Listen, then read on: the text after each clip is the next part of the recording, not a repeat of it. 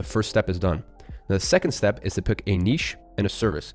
And this step is super important because when you get this right, you'll get clients 10 times as easy. There's a few questions you have to ask yourself here.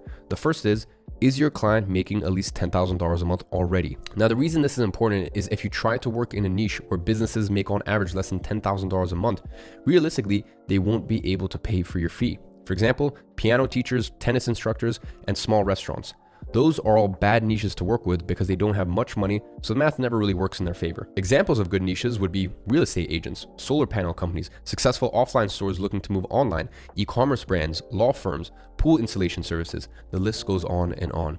Notice those are all businesses that have on average high revenue numbers and especially high average order value, which is basically the value customers pay them per transaction on average. Because this way, you only have to bring them a handful of new deals each month for them to get a return on investment on your service fee. I'll give you an example. An in-ground pool installation costs, on average, $35,000. So if you're charging them $5,000 a month and you manage to get them 1 to 2 new clients per month, they will be making a 7 to 14x return on the amount they're paying you. The second question you need to ask yourself is, do you understand the mechanics of this niche? Now, let me tell you what I mean by this question and why it's so important by telling you the story of how I picked my accountant. When I was looking for an accountant around 4 years ago, I had a ton of different options. Now, these are all good accountants, but when I explained what I did and the payment processes that I used, they just went, all right, cool.